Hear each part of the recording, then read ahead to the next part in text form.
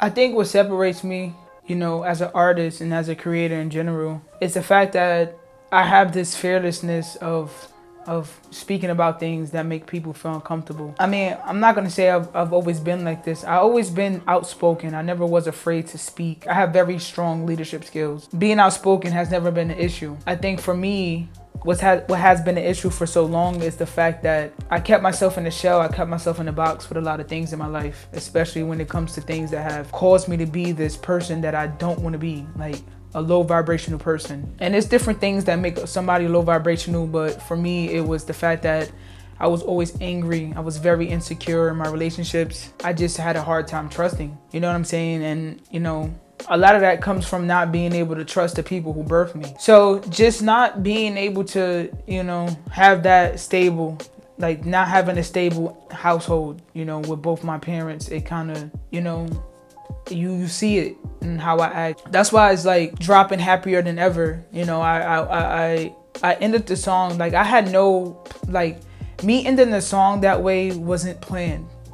It's something that I felt in the moment. And that's how it is with my music. It's like what I feel. It's not like, oh, okay, I want to make music because this is what's trending on TikTok. Oh, I'm gonna write a song like this because this is what everybody else is doing. Like, nah, get the fuck out of here. And like, if that's the case, man, I would probably still be in Jersey right now, still angry, still just doing shit that's not really me. If that was the case, you know what I'm saying? But I'm not beat to live a life for somebody else or to be someone else. When I talk about me being molested by a family member, when I talk about me getting kicked out of my home and having like my mom's called the cops on me multiple times and coming home and seeing all my clothes and shit in the hallway. When I speak about that, when I speak about my dad not being there for me and my dad making me feel super uncomfortable growing up, not feeling like he accepted me because every time I went down there, he used to just not let me wear none of the clothes that I wanted to wear.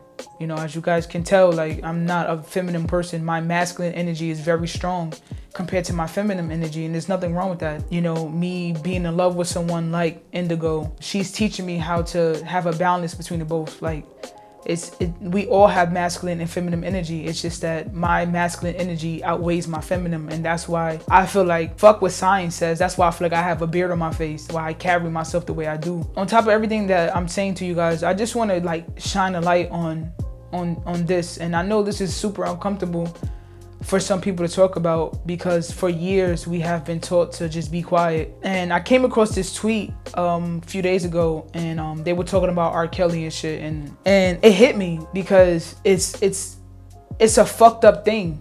I'm very fortunate to not be around my molester, to not have no contact with him, to not to not see him every single day. But there are people out there who don't have that, who aren't fortunate enough to have that. So when you go to family barbecues and you go to Thanksgiving dinners and Christmas dinners and shit like that and birthday parties, and you have to sit there and see someone who took your innocence away from you, and your family knows, like some family members be knowing and just don't say nothing. Like it's just like, oh, okay, I'm gonna stay on this side of the room while it shouldn't be like that. Like what the fuck? Like just sit here and think about that for a minute. That's like somebody killing your mom and then like one of your friends is inviting them to a party. You're gonna look at your friend like not only are you gonna get triggered, but you're just gonna feel so betrayed. You're gonna feel like damn, do my feelings matter? And I feel like the more we just keep sweeping shit underneath the rug, the more we just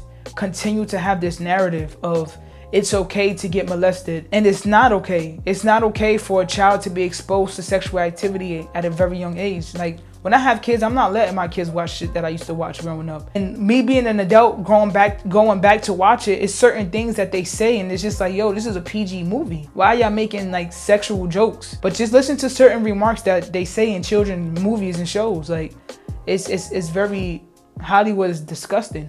Yeah, I feel like me talking about me being molested, it's not like, oh, I'm putting my business out there or I'm trying to make people sympathize with me, like, oh, hit me up, like, oh my God. I'm not fucking playing victim.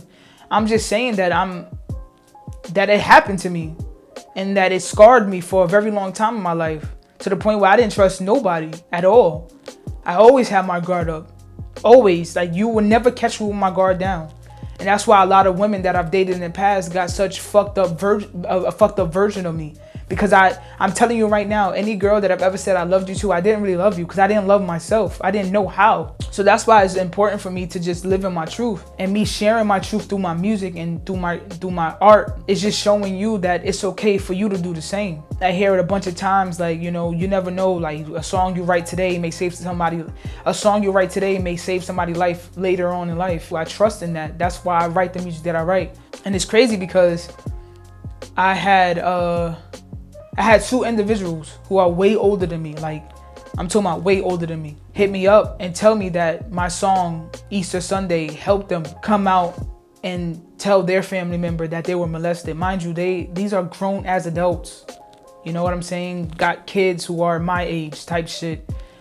And for them to, you know, hit me up and say that, like, wow, like damn, that song, like damn, if you young as fuck and you feel comfortable and confident and strong enough to say that, then why can't I? And that's who I do it for. You know what I'm saying? It could have been more people who could have came out and told their family about them getting molested, and just not have had told me because they don't want to put their business out there. And I get it, I understand, but I don't mind that. As long as you could take your life and your pain and your trauma and you see, okay, this is the cards I've been dealt with. Now, how can I figure out how to play with these cards? You know what I'm saying? Like, I'm not sitting here saying that every day is perfect for me and I never have bad days and I never get triggered, because I do. But I just have a better way of handling it now. I don't run to alcohol. I don't run to weed.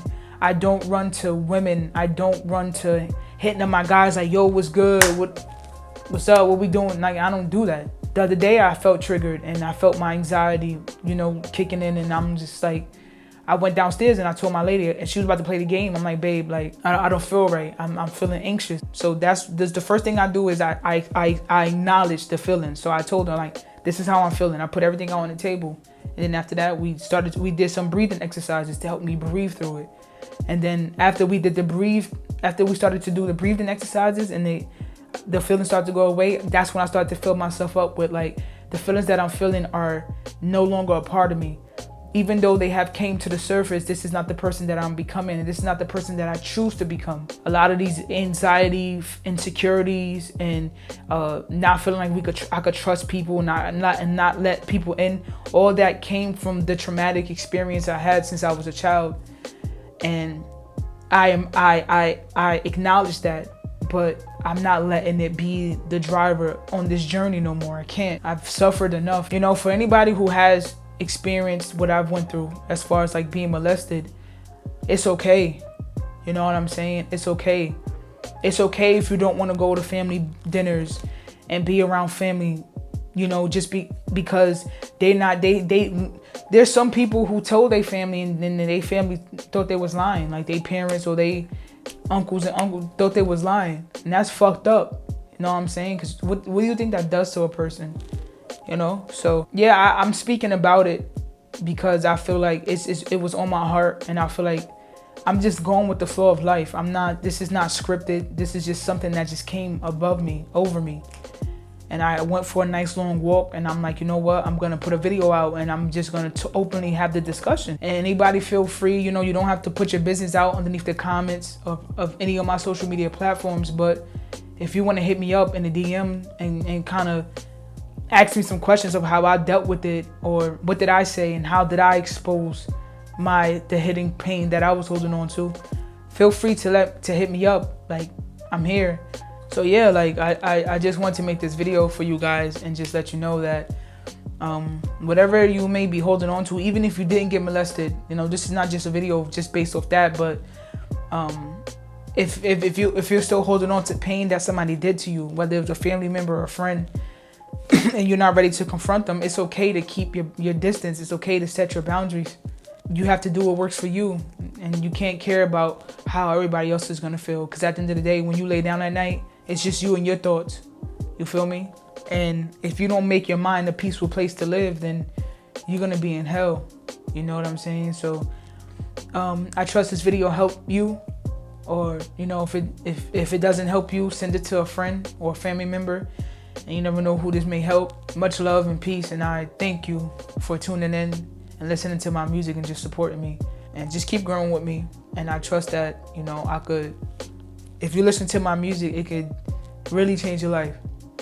So I trust this video will help you, and much love and peace. How far would you like her to go back? Not hard to trace it. See, he was touching her like they had no type of relations. 5 years old when her innocence was taken. Now she's 23 with a heart that was never fixed from the breaking. Now the world thinks she's cold. Like who the fuck can she have told? Even though there was signs that this show that she was being sexually abused. Every time they was left in the room, see at first she did refuse, but over the years it became something that she was used to. It wasn't something she could look up on fucking Google, like how to tell your father or your mother to get in touch by another.